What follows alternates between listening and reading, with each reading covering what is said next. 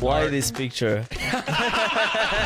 Maybe you'll give him a couple toes next year at Cadillac. No way. You need to get out of the car, face the cameras. And you're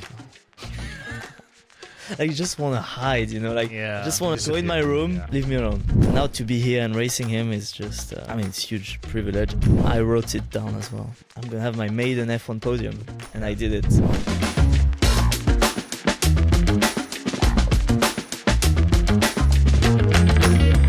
Bonjour, Vankas! Ça va, Vankas? It's your favorite two Vankas here in Las Vegas, baby.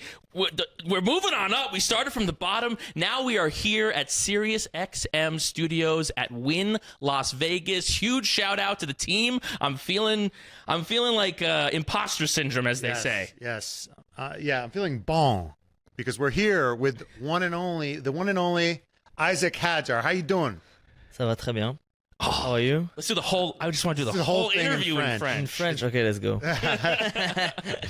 No, we're thrilled to have you here. How you feeling? It's Vegas week, baby. How you feeling? It's your first proper Vegas.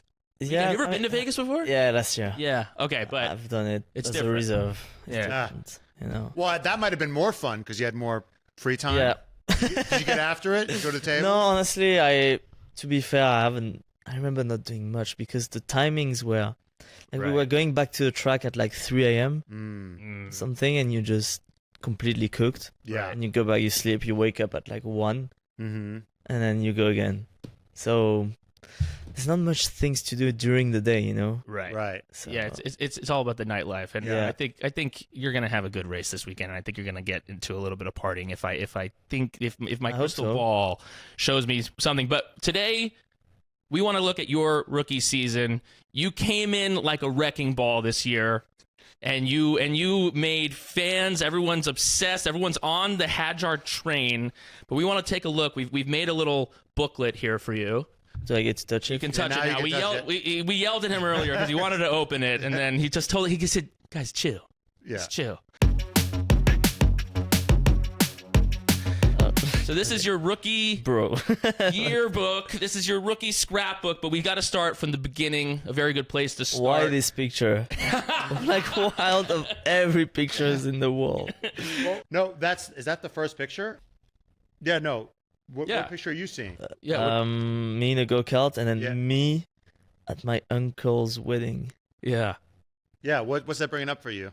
By the start of my career, but like, Yeah. have you seen this hair? Like, It's the hair that you're not vibing with. no, What's wrong with the hair? but it's weird. It's cute. But yeah, my mom loves it, so Look at you trolling your I'm cute. 4-year-old. You are There cute. we Yeah, go. yeah, You're yeah. very There you go. cute. True, but like, it's just so it's not racing related at all. Well, Like, that's what is funny. There's the man behind, hand behind Yeah, the yeah, wheel. I guess when you see yourself at this age, Mm-hmm. and given where you are now, the year you've had, what does this kind of bring up for you? Like, was this always the dream for you, even at this age? That was always the target. I had never had like a plan B or anything else I was really obsessed with. And obviously that's like the very start, and I have no clue what's ahead, like how tough it's going to be. So honestly, it feels like a different life. I'm very young, but it feels like I've been doing this for so long, and I've been through so many races, and it feels like this was like 50 years ago, you know? Feels like a different person, that Yeah. little guy. Yeah, but it's only 15 years ago, actually. So it's not massive, but to me it is. So when you're in that cart as a kid, did that feel like you were like a professional, like you're on a mission? Yeah, I thought I was in my prime, you know? I was like, age there, I was like, yeah, I think that's my prime right now. Yeah. Well, in fact, obviously not. Yeah. But every time I was, like, my dad would film me, and I would look at me driving around the track, I'd be like, yeah, that's fast. No notes. You were like, you didn't see any mistakes. No. I was like, yeah, that's the shit right Yeah. there. That's yeah. And so when you were climbing the motorsport ladder, was there ever a moment where you had any doubts? Oh yeah. I mean, so many. Like maybe the first time I did national championship Yeah. I was like, wow, the level is crazy. Like, Yeah. I rock up on track with my go-kart on top of the car, Yeah. and there would be like these kids with like arriving on track with multiple chassis and engines and trucks. Be like, what the hell is going on here? Like, it's like this is not fair, you know? Yeah. Right. I was like, yeah, no, we're not making it. Or the first time I did my European Championship race, I was like, holy, the level is high. Like, Do you recall any moments where, like, even though you maybe didn't feel like you had that advantage, where you kind of like, oh, I can hang with these kids? Like, you know, it might look this way, but there must have been moments where you felt like, oh, wait, I actually can hang here. yeah, I mean, that's how I got there, obviously. But it happens, but with a lot of, like, as a kid, with a lot of pressure. Like, you put a lot of pressure on yourself. You're like, I need to compensate right now, because otherwise that's like dream is over, you know. There's no more F1. Or How did you cope? How did you cope with that sort of pressure at such a young age? I didn't cope with it. Just do it. you Yeah. know? Just There's do it. no. Well, you know, you talked about like seeing these kids with all the, you know, the fancy equipment and whatever, but you had something on your side. You had a physicist for a father. Yeah. So he was like, yeah, their cars, whatever, but that's not going to help with the aerodynamics. I understand this. No. Come on, I wish. You He wasn't working out some formulas Yeah, to help with your aerodynamics. Fortunately, like- No. In such a low level like go-kart, it's only gonna be useful once you get to F1. Mm-hmm. You know. And I got there. Wait, is it true that Checo saw you do an overtake Yeah. and that's- and scouted you? Yeah, and he's kind the of. reason you got into the Red Bull program. Yeah, obviously I wasn't there, Yeah. Right. but that's what I got told. Okay. I was like, oh, check that kid. Maybe you'll give him a couple toes next year at Cadillac. No way. Okay, well, let's go to the next picture. Yeah, that's the start of F1. That's the start of F1. Now, you know, you came in, you had this whole rookie class that have come in, and you guys have all really taken this world by storm. You've all been so impressive with you know, really that podium, which we'll obviously speak about. But, you know, what was it like kind of coming in? What were those first experiences like? And what was it like kind of doing it with this whole crew that you had just done F2 with? Definitely they made it easier. Like, to be around people you've been racing for a while, I think it's kind of nice, you know. You're not alone, like going into F1 with only like old dudes, you know. You're like, Yeah. I'm with these guys that I know, and also it's good to compare, to know where you're at. I remember going into the season, I was like, I like, again, doubts, but it's normal, I guess. I was like, I don't have much experience in F1. Like, I haven't done much testing. I don't know where I'm at. It's a huge step to F1, like to F2. Is the raw pace going to be here? Like, that was the only question I had in mind. Was like, you know, it happens that some drivers are really, really good, promising in F3, F2. Once they get to F1, not so much, because it's a huge step. What do you think that is? Because I mean, we've obviously noticed that too, and you know, you kind of coming in and not having that extra time in the car, but kind of taking to it pretty quickly. What do you think those main kind of what the differences between the jump from F2 to F3? I mean, sorry, F2 to F1. The thing is, from basically go-kart all the way to F2, every step you make, they're all like very similar, and they're all like within like 5 seconds every time you jump categories. Yeah. They all make sense, you know. And then you go to F1, and like it's 15 seconds a lap faster. So it's times 3. Yeah. Something that's already fast. Right. So like this is a lot to take, you know. On top of you're working with so many more people. Yeah, that was a lot to take, but I guess that if you're truly fast, then you get there. But it's difficult. I think it was the same for Gabriel. Didn't have much testing at all. Right. And he straight away in Melbourne he was in the pace. So Right. Do you guys have you like compared any notes? Is there a rookie text thread that's going on? Or do you... it's impossible. Yeah. No, but we rate each other very high. That's for Okay. sure. Yeah. Okay. If you can go to the next picture, obviously you came in with all this anticipation, and then race 1, you have this kind of Yeah. Yeah. slow. Yeah. And it was a Two pictures. Yeah. Yeah. Well, we had to get both of these moments. Let's talk us through this first moment. I mean, what is going through your head? Oh my god. Did you black out or No, what's I happening? was like, no, there's no. I gotta get back on track. There's no way Right. this is over like this. Yeah. Yeah. Like, and then you're realizing, yeah, that's it. You need to get out of the car, face the cameras, and you're like, no. Like, you just want to hide, you know, like, Yeah. I just want to like go in Disappear. my room, Yeah. leave me alone, you know. But no, Mhm. you have to see people. Right. That's the worst. And how did you link up with Anthony Hamilton? But actually, you know, I was running down. I was like this. I was like, I don't Yeah. want to look at anyone. Yeah. I was like, no. And then I hit someone. You know, it's Lewis's dad. I was like, at first I was like, ah, Yeah. I know you. Yeah. You almost decked him. You almost like, get out of my way.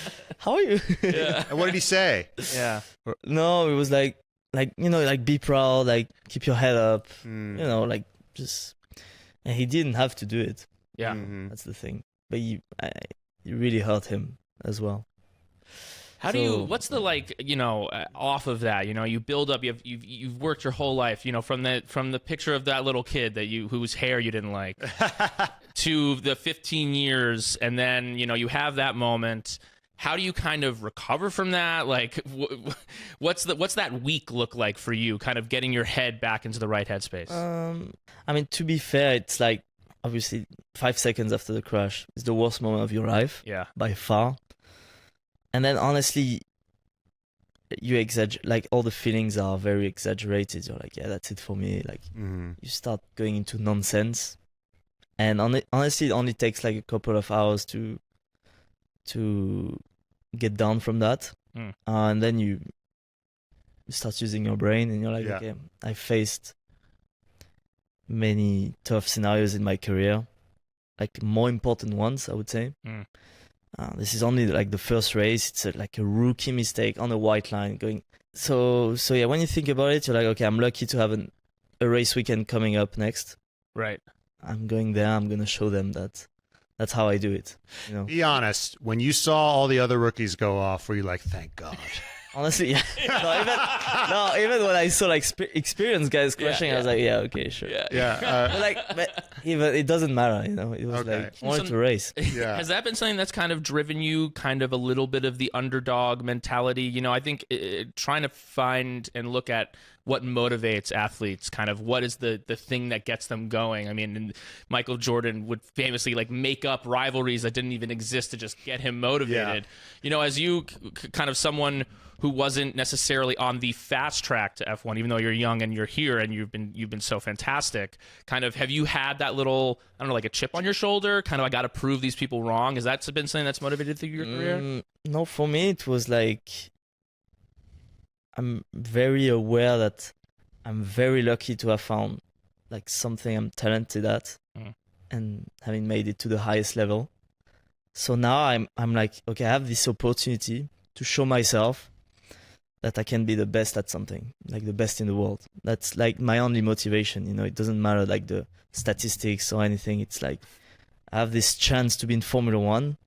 Now I'm not gonna be here and just be in Formula One. Like in my mind, I'm like, that's a huge opportunity for me to see that. Okay, are you like very good at what you do, or are you the best?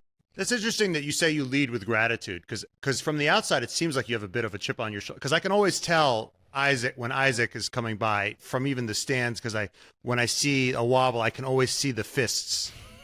I could see. I was like, oh, that's not Liam. That's Isack, because he's punching the steering wheel. So you are very passionate. I am. Yeah. I'm hard on myself because, as I said, I obviously too hard at times. Yeah.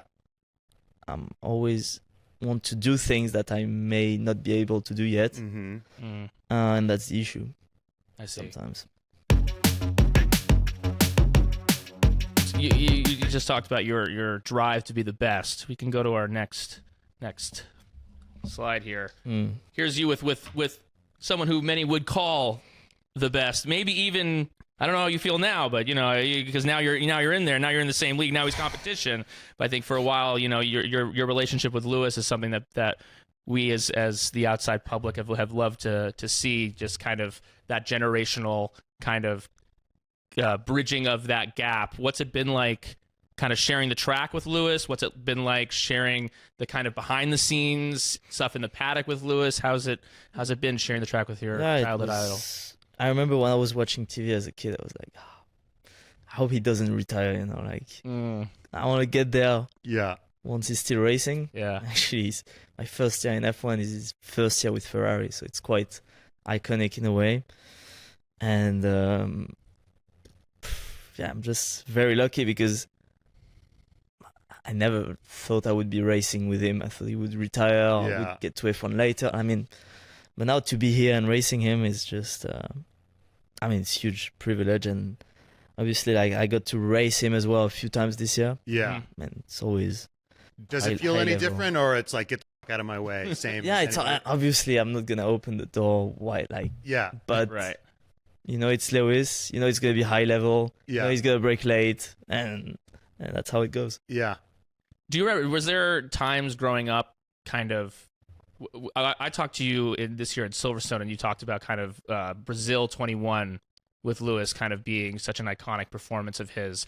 Is there any other Lewis performance that you remember from when you were a kid that kind of sticks out to you as a moment where you're kind of like, this is the guy, this is the who's gonna be my guy? It was like, obviously out of hundreds of wins, there's many iconic ones. I don't know, for some reason, I don't know why, like when he won in Austin in 2012. It strikes me because I was like 7 at this time, and I remember watching that race and he won. Okay. Random, but that's one of like the first memories I have of clear memories of racing. Yeah. And when he got his 7th title, like in Turkey. Yeah.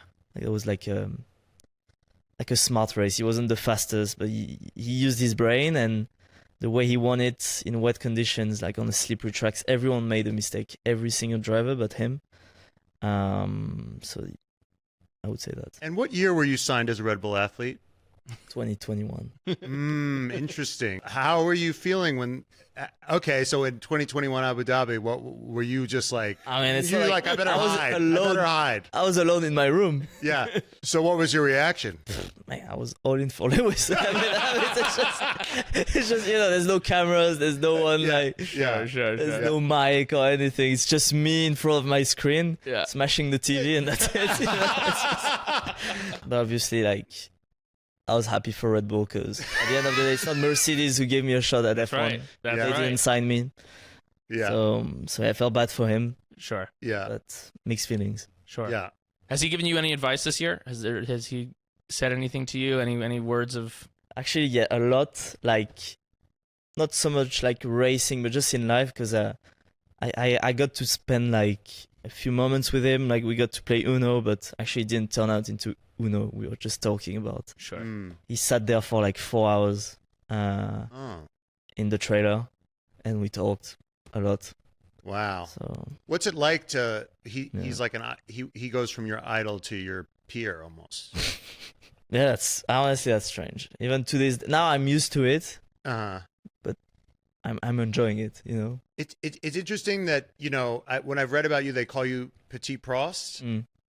But watching you drive, you seem, it's more like Oscar seems more like a Prost type. And do you sort of, what do I seem like? You seem more passionate. You seem more, who do you liken yourself more to? Myself. Okay. Just one of a kind. Bro.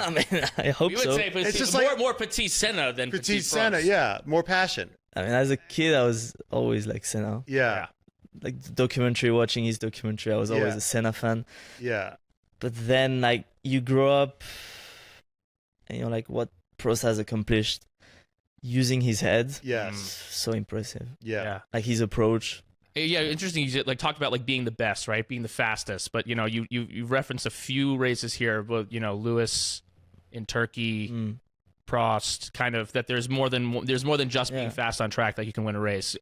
Has that maybe when you were young, you were just like, it's all about being fast, and then as you've matured, you've maybe seen those other skills? I would say quite early in my career, obviously because of my dad. Yeah. You know, like he was always like giving me like this scientific approach. Right. He was always like, you see Lewis and Nico.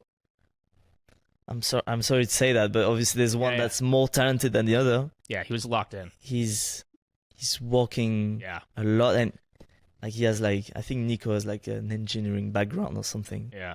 Like I heard stories like, you know, in GP2 he was making the setup himself.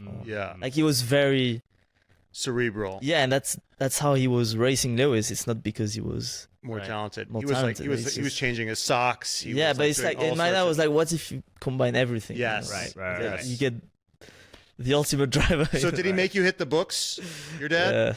Did he make you learn quadratic equations and stuff like that? That's not how it works, but yeah. A squared plus B squared equals C squared. Okay. Well, you know, you've had an amazing year, but there was one moment this year that really changed how the entire F1 world saw you. You can go to this next picture. I thought you were talking about something like points. No, bro, we're talking about the bod, bro. We're talking about... How has your career changed since this moment? Have people view you differently? Actually, yes. Like, actually friends as well. Yeah, right? So has anybody in the paddock looked at you? Has Pierre been like, hey, I thought I was the guy with the shirt off? No, but actually, like, a funny story. Like, do you watch MotoGP? Yeah, a little bit. We're starting to. Yeah. Fabio Quartararo. Yeah. Like, obviously, like he was talking to me. I went to see him at Le Mans, the race. Yeah. He was talking. He was like, who are the fittest drivers on the grid? I'm like, apart from myself, I would say no. Yeah. And then I posted that. Yeah. and a week later we saw each other again. He was like, actually, when you said that you thought you were fit, I think you were joking. Because I always dress like baggy. Right. And like... And you got a baby face. Yeah. And he saw that. He was like, okay, mate. That's right. Sleeper bod and sleeper performance. Yes. Okay, the real moment that kind of changed things for you, how people saw you this year, was this podium thank God. performance in Zandvoort. Can you talk to us about this weekend? Kind of, what were your expectations going into it? What were your expectations going into the season? Yeah. Did you even think that a podium was possible? You did? Really? Yeah. Okay. I wrote it down as well. Yeah. Like, when did you write it down? Start of the year. They give us like our predictions and our targets, you know, like on the F1 board. Sure. You take a picture with it. And there was written, I'm going to have my maiden F1 podium. And I did it. You wrote it? Yeah, I wrote it. And did everyone say, yeah, that's realistic? Or they said you're freaking crazy? No one said anything. Yes. Okay. And then when you, in Monaco, when you got like 6th, you're like, okay, did you become less of a fantasy? Nah, honestly, like when I was 10 races down, I was like, there's no way I'm going to have a podium. It's just making it to the top 3, honestly, with all these guys. I was like, yeah, no way. And then I was like, okay, it's happening. Yeah. It's happening. And especially in the weekend, it started so bad. It's like out of every weekend, it's so random that it was in Zandvoort. This was the one. Yeah. Does that happen sometimes where you feel like I mean, I'm sure it must. You go into a weekend. So many times in my career. There's weekends you have no feeling for it. You don't feel bad, but there's nothing good going on, and it turns out to be a massive result on Sunday. You're like, okay. And some weekends that start very, very well, it turns into a nightmare. What was that like sharing it with the team? I mean, the garage was going absolutely nuts when you got that podium. What was that kind of like sharing it with everyone who's been so good working with you? You know, I'm very passionate. In tough moments, I'm very tough on myself. Yeah. And in good moments, I know how to celebrate. Yeah. You know, so I was so happy because, you know, in F2 I used to always like jump on my guys. Yeah. But, like there's more guys now, so I get to jump on more people. So I was so happy. Yeah, full crowd surf. Yeah. How hyped were you when Lando's pulled over to the side of the road? Oh, so hyped. I felt so bad for him. But now that he's back in the lead, I'm like, yeah. You're like, you're fine. Thank you. Well, in terms of, you know, you've had this amazing year You know, you've really impressed so many people. What are you looking forward to? When's that first win coming? I hope next year. Would you do that haircut again for a win? No. No. There's many ideas I have for haircuts, but not this. Okay. Yeah. Amazing. Like Ronaldo, you know, when Yeah. he shaved everything but this Okay. part. Yeah. Yeah. That's funny. I mean, and your guy Lewis, he's had some Yeah, but we don't have the a same. wider range of Yeah. dues. Yeah. The bleach, you could bleach it. Yeah, maybe blue Okay. for Japan. I like You it. know, it's not gonna happen. Many things on the horizon. Well, it's been a pleasure having you. We start this podcast. We say "Was up, Vankas" as an honor to. Vasavenkas. So yes, as honor to our friend Gunter Steiner. Could you honor us with a goodbye, Vankas? Goodbye, Vankas. Yeah. Yeah, goodbye, Vankas. Thanks, Vankas.